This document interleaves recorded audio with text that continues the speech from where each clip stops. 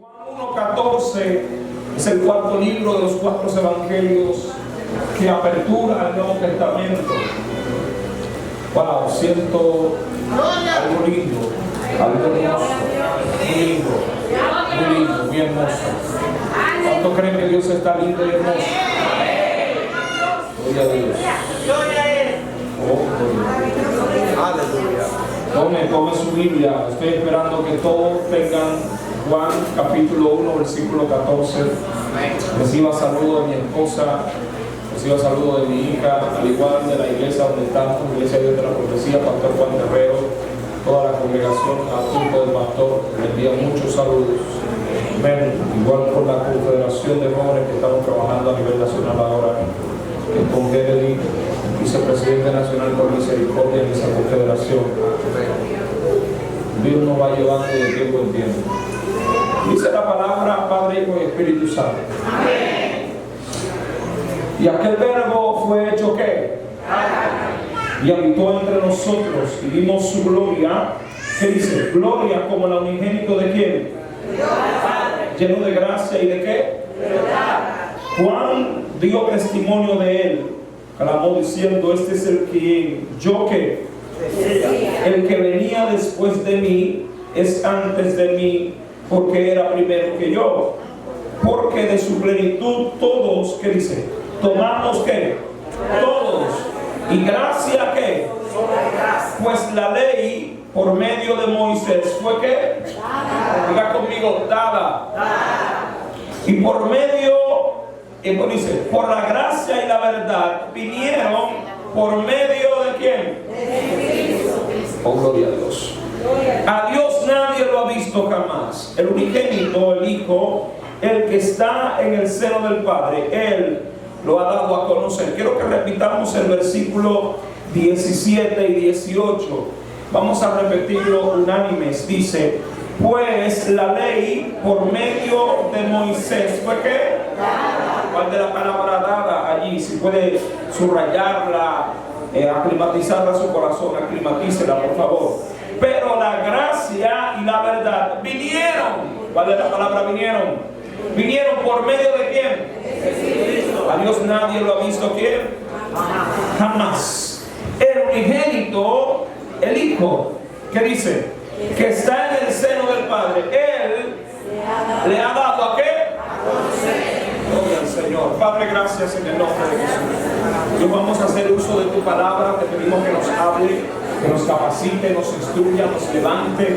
Cancelamos toda malicia del enemigo, todo movimiento del mal, todo lo que quiere impedir que tu palabra cambie, capacite, instruya, levante, redarguya, edifique. Sobre todo, Señor, salve y sane, limpia los aires, limpia la atmósfera. En el nombre de Jesús, alguien diga amén. Amén. Puede sentarse un momento, pero no siente su alabanza. Aleluya. Gloria a Dios. Gloria a Dios. Gloria a Dios.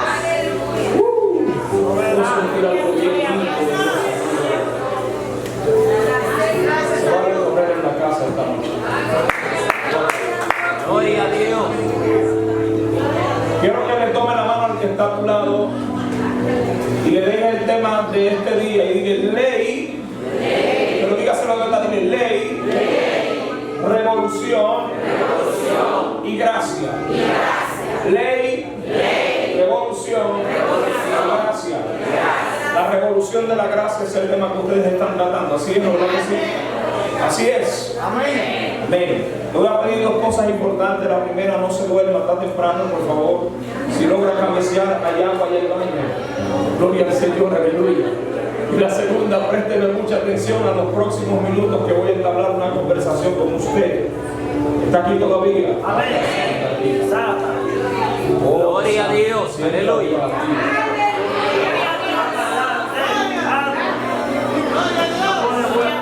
El asunto está bueno, pero quiero predicar hoy.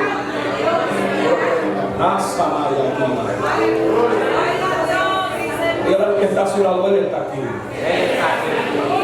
Y dígale conmigo, yo lo puedo sentir. Ley, revolución y gracia.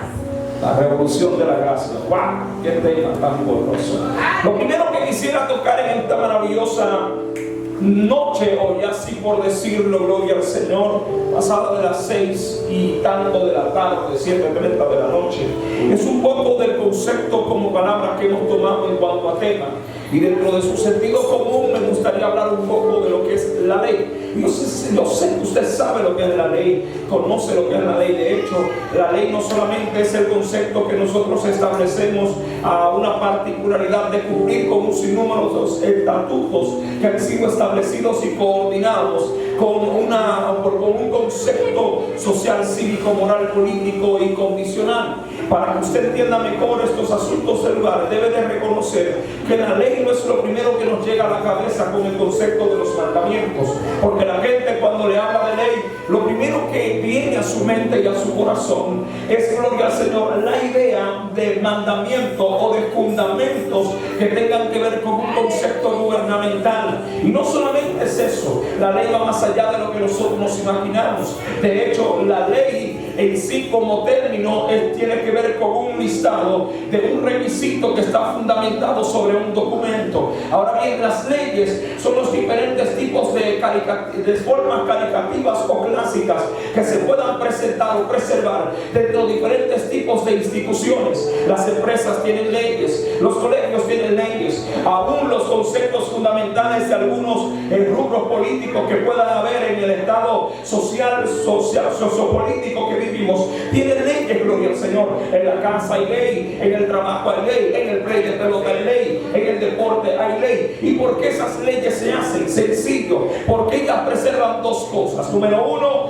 determinan la disciplina y el orden sobre cuál ha sido establecido y expuesto en el momento determinado. Y número dos, permite que haya una separación de una condición inecuánime, imperfecta e inapropiada dentro de una sociedad, para que se vea una condición, una manifestación, un orden y un cambio, gloria al Señor.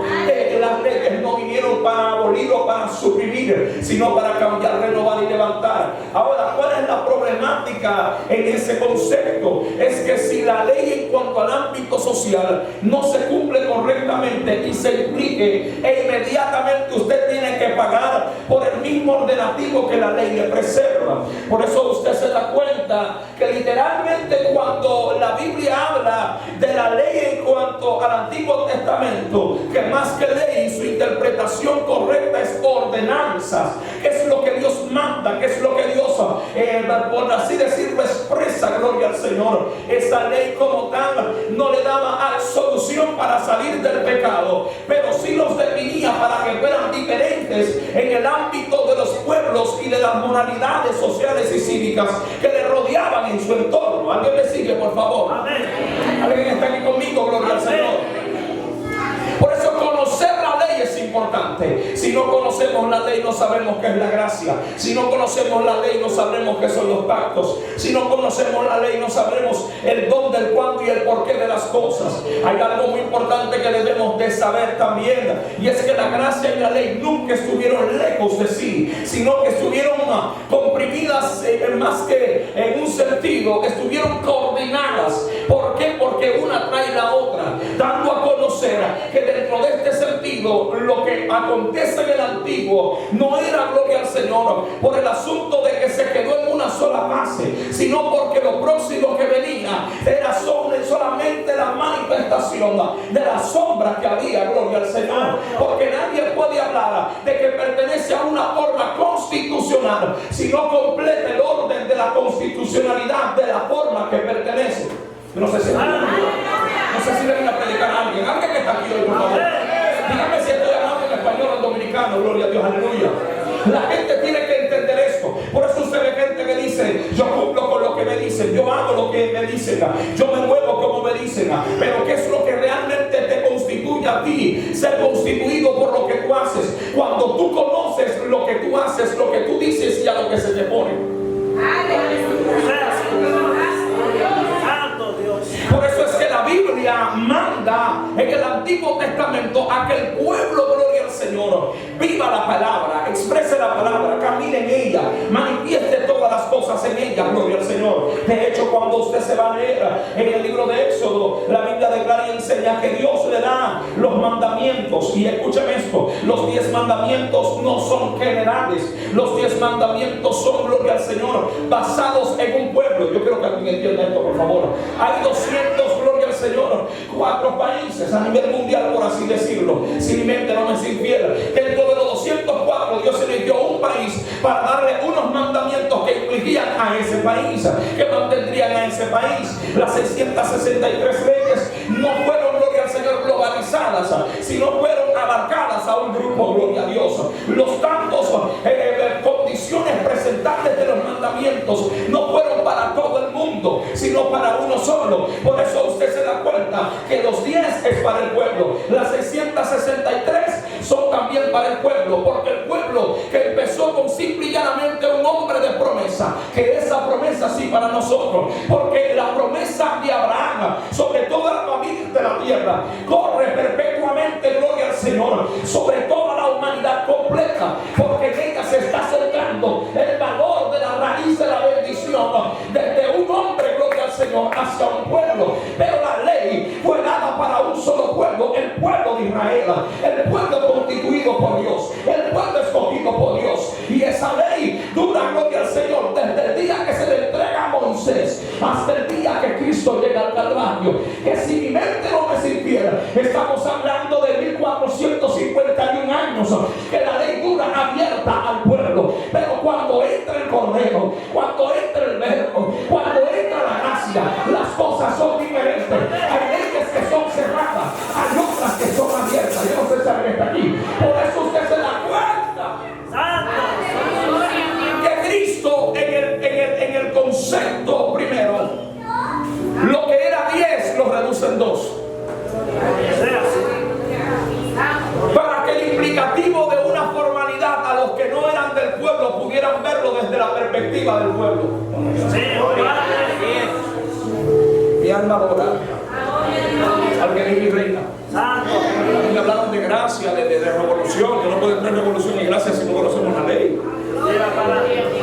Entonces, ¿qué era lo que constituía a Israel? Ese momento, esos mandamientos, ese concepto que se establece. De hecho, los primeros 5 libros, los pentateucos que nosotros conocemos, todos y cada uno de ellos expresan un concepto de interpretación. El Génesis como comienzo, el Éxodo como salida, el Levítico lo del sacrificio, el número de conteo y el Deuteronomio por segunda vez para mí, veces más las prescripciones de la ley para volver a recordar al pueblo. Porque si usted se fija en el Génesis, el pueblo que estaba empezando por un hombre que era Abraham, que tenía la simiente en cuanto a la bendición de la familia de la tierra, que era Isaac, empezó corto, empezó pequeño. Pero cuando el pueblo llega a la esclavitud, al concepto de los 430, que de hecho los 30 años no se cuentan porque fueron los 30 años de duración de cuando el padre, que era Jacob, entra a Egipto, gloria al Señor. Escúchame bien esto, por favor. Cuando el papá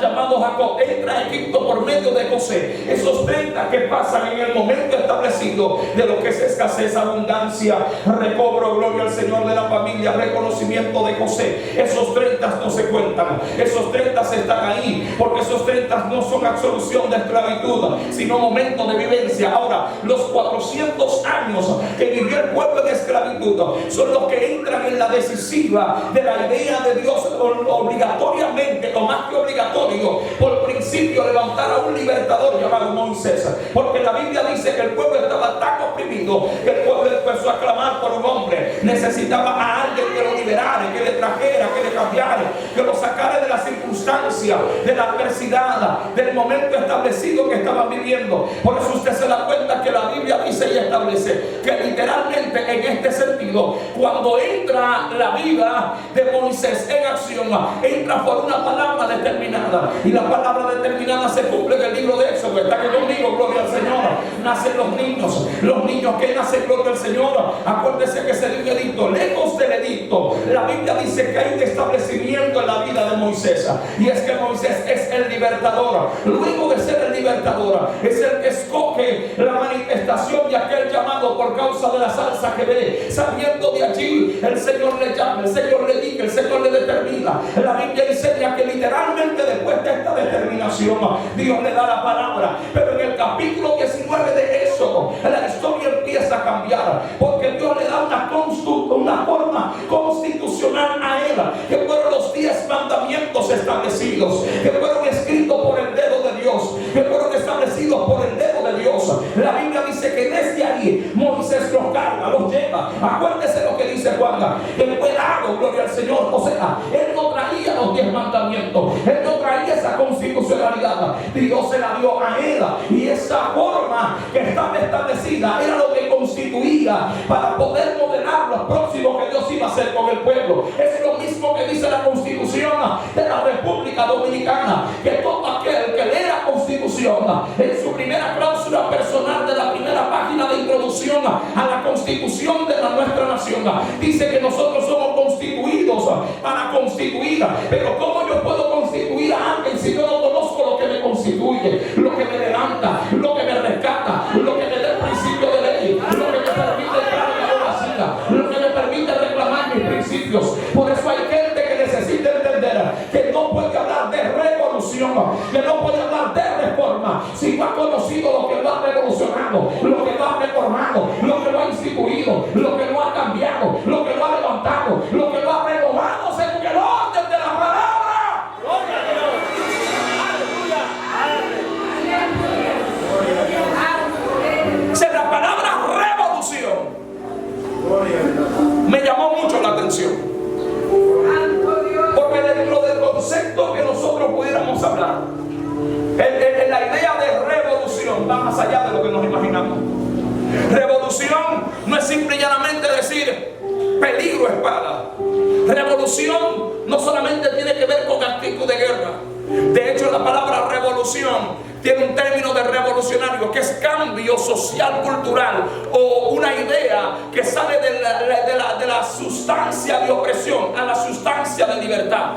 Todo el que entiende este asunto tiene que conocer que dentro del sistema filosófico, Aristóteles entendía que la revolución tenía dos perfiles. El primer perfil revolucionario tenía que ver con el cambio sociopolítico o social cívico en un lugar. Lo segundo que tenía que ver con la revolución era la idea del cambio al estado donde se encontraba para ir a un estado mejor. Ahora los estudiólogos han llegado a un estado de entender que la revolución va más allá de lo que nosotros nos imaginamos, porque la revolución, aparte de que trae una libertad, provoca un cambio. Hay distintos tipos de revoluciones. Hay revoluciones mentales, hay revoluciones sociales, hay revoluciones comunes, hay revoluciones particulares, hay revoluciones burocráticas, hay revoluciones, gloria al Señor, literarias. Por ejemplo, cuando se levantó las primeras estadísticas de la lectura en cuanto a lo que tenía que ver con el romanticismo, que empieza en Nicaragua para el romanticismo poder expandirse en un momento establecido, hubo de haber una revolución.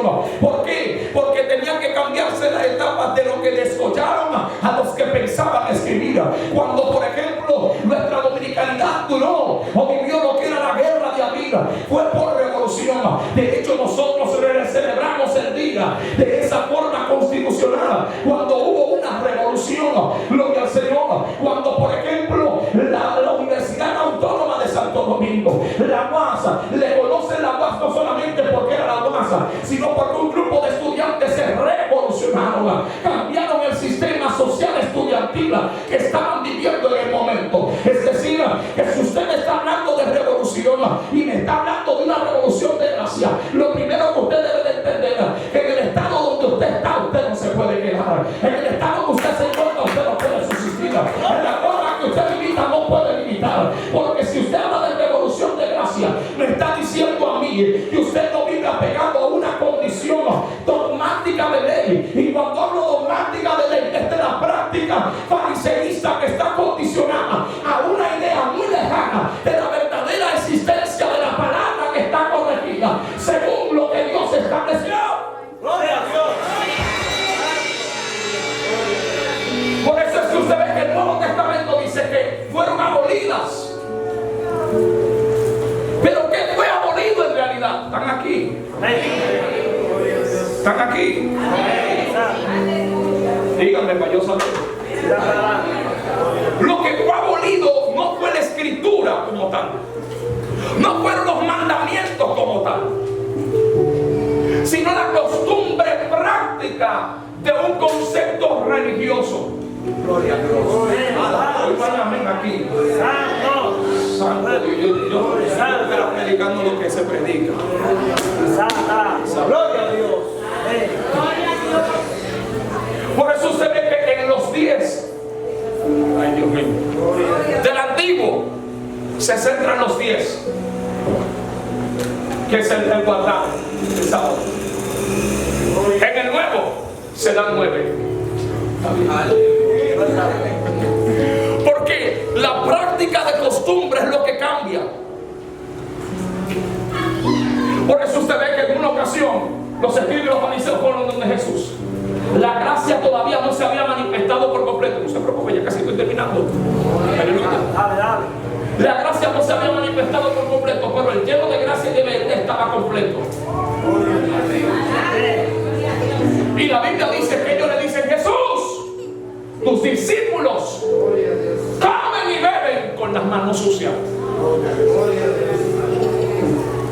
La costumbre fariseísta decía que había que lavarse las manos constantemente, porque el problema no era que no era un concepto, porque una cosa es una ley de una ciudad, de un gobierno o de un lugar, y otra cosa es una idea dogmática de una condición sencilla para practicar desde otro modo lo que no debe de practicarse. Hey, Dios mío, español dominicano es cuando yo, por ejemplo, aleluya, te invito a mi casa y te digo que te quites los zapatos, te lave los pies, y luego que te lave los pies te los seques, te pongas los zapatos y entonces te sientes en el piso. Pero en ninguna otra casa es así. Lo que pasa es que como yo tengo una idea y un concepto, quiero que tú vivas en ella. Pero Jesús no vino con ideas y conceptos, sino con reino. Por eso usted ve que le dice: espérate, negro, eso no es así. Pero Señor, pero tú no estás viendo que estás comiendo con la mano sucia. Digo: hey, lo que daña no es lo que... Esto que ustedes se comen, eso va a la letrina. Ahora lo que sale de adentro es lo que verdaderamente... Y ellos se sienten mal. El discípulo dice: ¿cómo así? Digo, ustedes también van a entrar en eso, porque cuando tú te acostumbras a una costumbre, te meten un hábito que te cambia la verdadera realidad de la verdad por costumbres vanas. Aleluya. Por eso usted ve que hay gente que dice: pero ven acá, ¿y por qué él es así? ¿Y por qué él se vuelve así? ¿Y por qué él es así? Porque la gente se acostumbró a un sistema, pero la gracia no vino a traer una costumbre, la gracia vino a traer un reino. La gracia no vino a manifestar una costumbre humana, sino a traer una cultura. Yo no sé si alguien está aquí, aleluya. Las costumbres son lo que se hace en los pueblos. La cultura es la manifestación esencial de una ciudadanía. Yo no sé si alguien está aquí hoy, aleluya. Por eso ustedes que gente le dice: si usted vino a República Dominicana y no comió un sancocho, usted, aleluya, no vino a República Dominicana. Si no se comió la yabica, que no vino a República Dominicana. Eso es algo de cultura. Ahora, si usted no visitó los lugares más emblemáticos y monumentales del país, usted no vino a conocer República Dominicana. Eso es costumbre. Por costumbre, la gente va a los lugares más reconocidos. Dios mío, yo no sé si estoy predicando, pero por cultura tiene que probar el plato de la casa pasada. Y lo que está diciendo: ustedes tienen un problema, están mezclando costumbre con cultura. Oh, gloria a Dios. Y dentro de este sentido eso es diferente, porque la gracia no viene para cambiar las cosas, sino para reformar.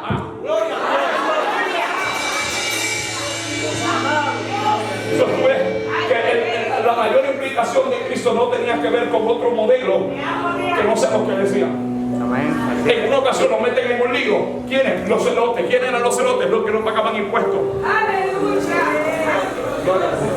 Que la revolución de los celotes nace, gloria al Señor, de Judas Galileo. Pero está bien, lo voy a meter por ahí. Gamaliel lo menciona. Capítulo 5, versículo 38. Aleluya, del libro de los Hechos. La Biblia avisa y declara que literalmente a Jesús le van y le dicen: tus discípulos no pagan impuestos. Alabado sea Dios. ¿Quién era? Eran parte de los que eran pertenecientes a los celotes. Y le dicen: préstame una moneda. ¿De quién esta moneda? Dice: del César. Y le dicen: denle al César lo que es del César. Y a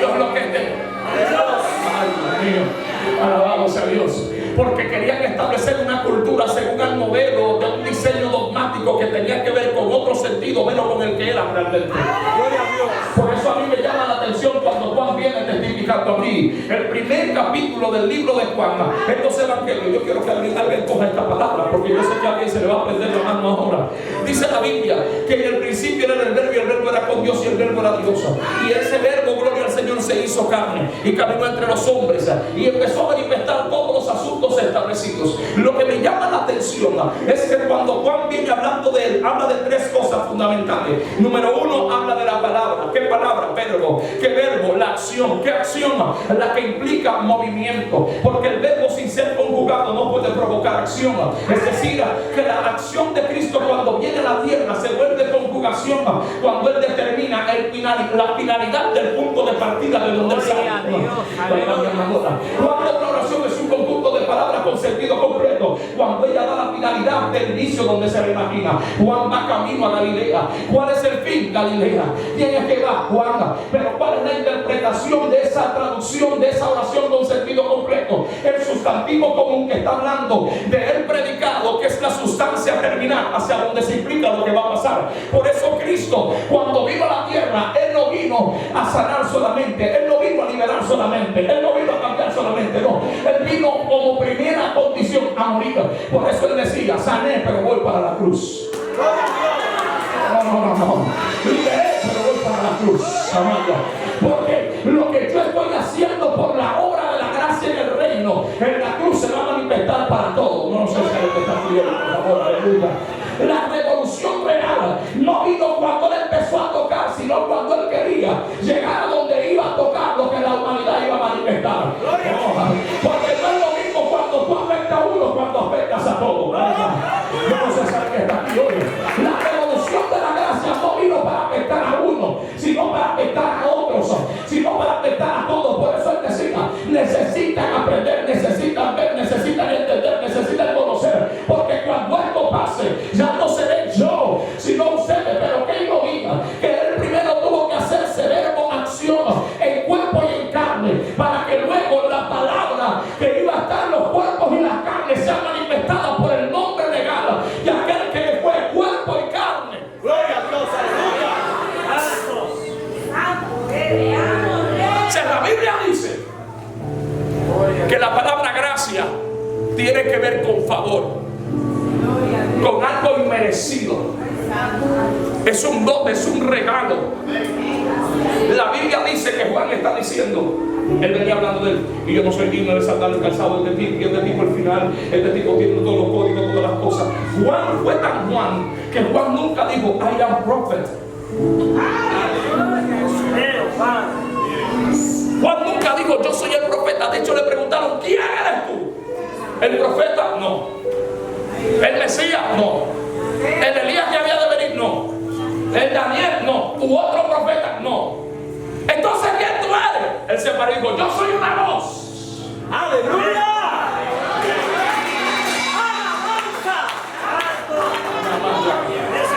Yo soy la voz, Amaya, que está hablando por la palabra que viene. No, yo no sé si alguien está aquí. Yo solamente soy la boca de la palabra que viene. Yo solamente soy la boca del cuerpo. No, yo no sé si alguien está aquí todavía. El cuerpo viene en el camino. Ahora yo soy la boca. Por eso la Biblia dice que él fue el profeta más grande, que no ha nacido otro de vientre de mujer más grande que él. Pero predicador, él no sanó. Predicador, él no hizo milagros. Predicador, él no hizo esto, no hizo aquello. Sí, es verdad. Pero acuérdate que Juan fue el primero y fue el último. ¿Cómo así? El último profeta de la ley, pero el primero que manifestó el reino de la gracia. Él viene como el primero. No es que no hay profeta después del Antiguo Testamento y del Nuevo, no. Es que Juan fue el último profeta de la ley. Después de ahí los profetas que se manifestarían serían los de la gracia. Por eso usted no puede meter ni a un apóstol, ni a un profeta, ni a un evangelista, ni a ningún ministerio dentro de la circunscripción de lo que Cristo levantó, porque no calificarían, porque los 12 apóstoles son apóstoles que fueron establecidos como columna para Israel. Pero el apóstol Pablo dice, a uno constituyó apóstoles, a otros profetas, a otros evangelistas, a otros maestros,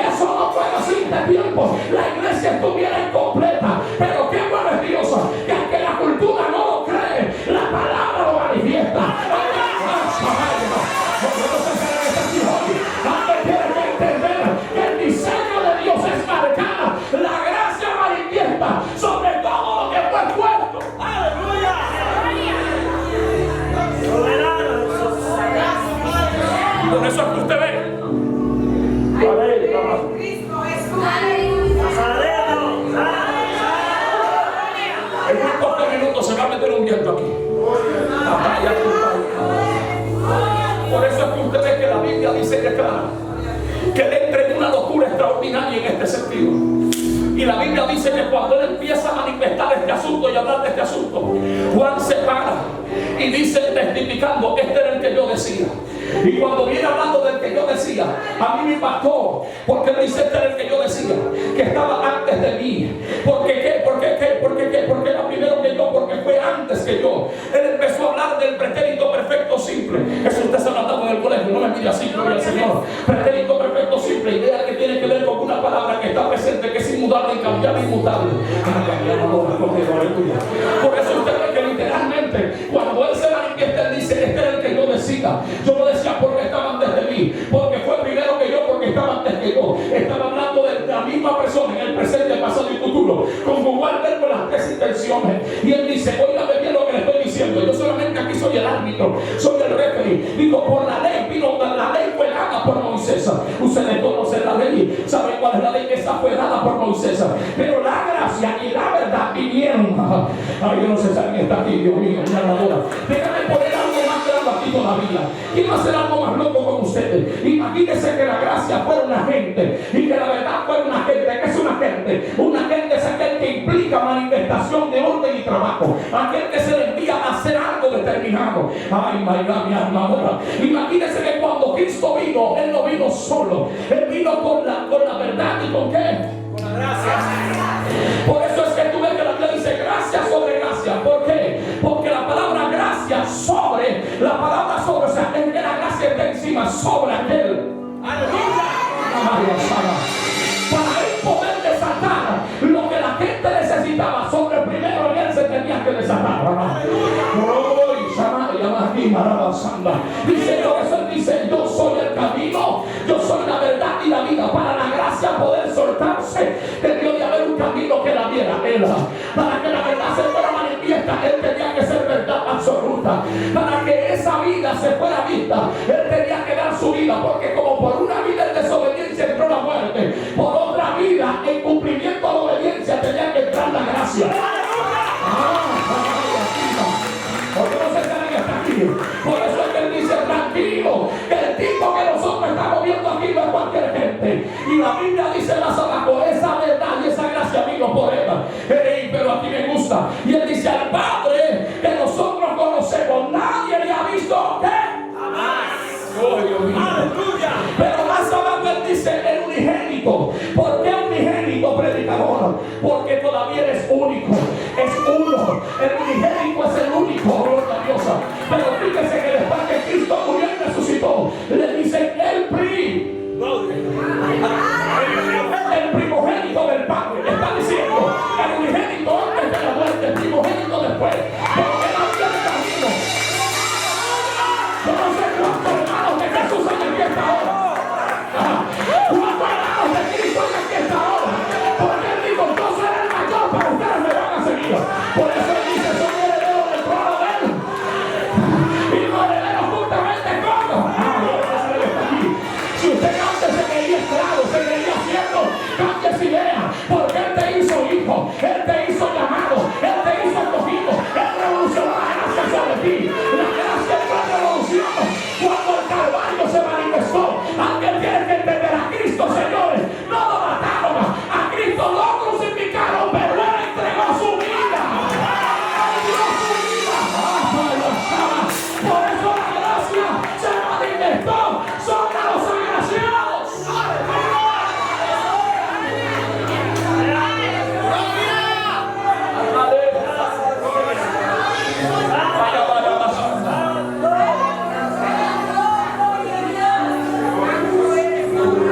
Por eso es que Juan dice en el versículo 18 que después que lo das a conocer, escuche maestro querido, después que lo das a conocer, la Biblia dice que dice el unigénito, el hijo unigénito, único. No dice que lo está mostrando, sino que Juan dice, él nos los ha dado a conocer. Pero es como contradictorio decir, nadie ha visto a Dios. Pero Cristo no nos viene a mostrar a Dios. Dije algo raro. No, él no nos vino a dar a conocer. Gloria. pasaporte y otra cosa es que yo te diga cómo funciona. Gloria a Dios. Por eso Él dice, yo hago lo que veo de mí. Padre. Señor, muéstranos al Padre. Llame aquí. Queremos ver al Padre, el que me vio a mí muerto. Porque Él no dijo, le voy a dar a conocer solamente, sino que le voy a mostrar. Aleluya. Ahora bien, predicador, Él dio a mostrar a quién. Él dio a conocer a quién. Porque Cristo nunca hizo su voluntad sino la del Padre. Si es tu voluntad, papito, pásala y está. Aleluya. Pero que no sea mi voluntad sino la. Padre, oro a ti, no porque tú no me oyes, sino por esta gente que no cree. Lázaro.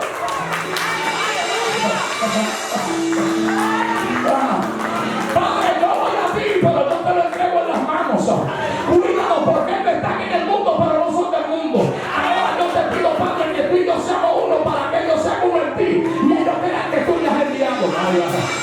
Pero a mí me gusta, gloria al Señor, porque Cristo dice, óigame bien, yo quisiera enseñarle a ustedes muchas cosas, pero yo no puedo, no porque yo no quiero, sino porque todavía ustedes no las pueden soportar. Pero el Padre les va a enviar un consolador, y cuando venga el Espíritu de verdad, Él nos guiará a toda verdad y a toda justicia, y le hará las cosas que han de venir, las próximas que han de saber, y me revelará a mí. No sé si alguien cambia, aleluya.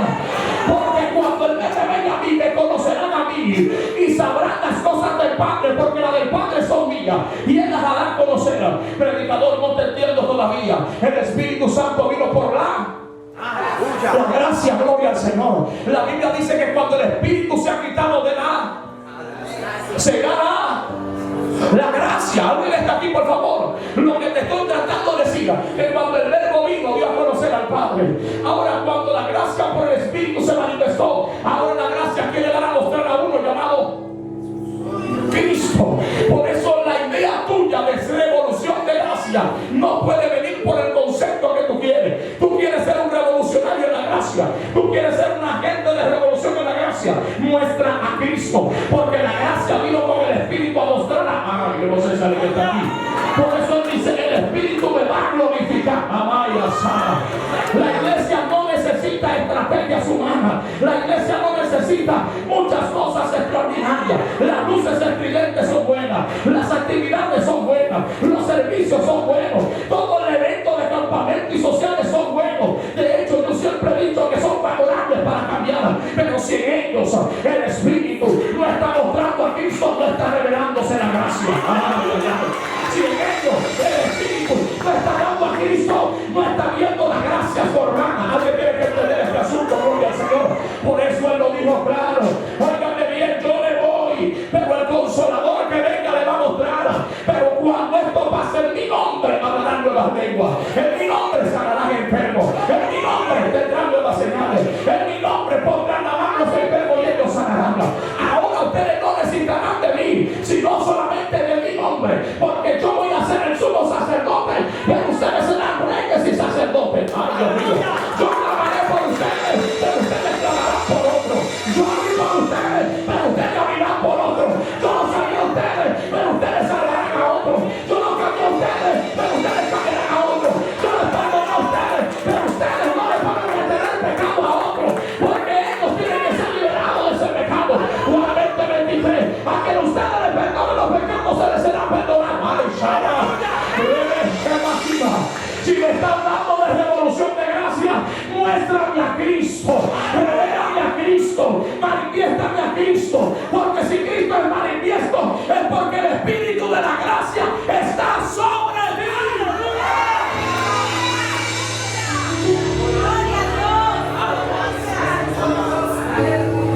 Por eso Juan dijo,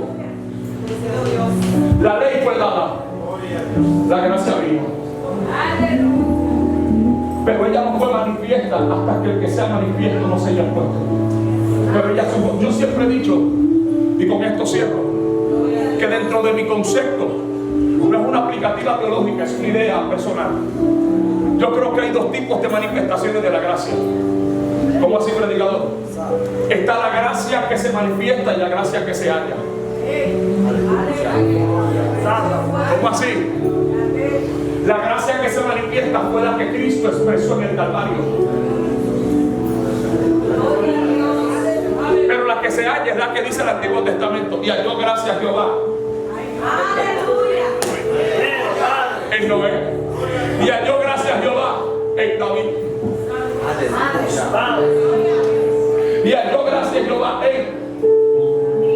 Porque hay una gracia que Dios la halla conforme al principio de voluntad por el sometimiento a la obediencia. Pero hay una que se manifiesta por causa de la naturalidad del verbo a través del Espíritu. Para yo entender la revolución de la gracia, yo tengo que entender qué es el verbo. Y como el verbo se hizo carne, murió y resucitó, en él fueron manifiestas todas las cosas. Por eso la mayor paternidad responsable de la idea de Dios está cuando conozco al verbo, porque él me lleva al Padre y yo doy a conocer la voluntad de mi Padre a través del Hijo por medio del Espíritu. ¿Alguien me entiende aquí? La mayor revolución que puedes mostrar hoy no es solamente hablar en lengua, que de hecho el hablar en lengua es parte de la manifestación del poder del Espíritu. Lo que verdaderamente manifiesta el Espíritu, que debe hablar de evidencia de poder, va más allá que milagros, señal y prodigio. Son soluciones importantes para que los que no tienen fe crean. Los milagros no se hicieron para que la gente devoto de fe, de que hace milagros, sino para que los que no tienen fe crean en aquel que fue enviado. Gloria a Dios. ¡Aló! Aleluya.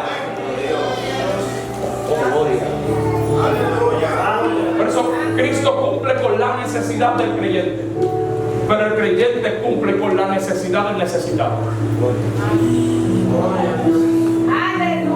Las señales son para aquellos. Por eso usted ve que la Biblia dice que no es que tú tienes que creer para que entonces tú manifiestes una señal, sino que por medio de creer ellas te van a seguir. Aló. Lo voy a volver a repetir.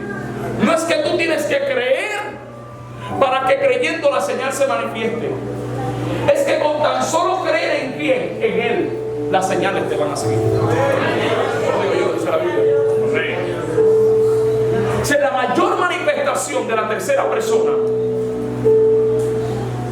es la característica de los frutos y la manifestación del carácter de Cristo formado en nosotros.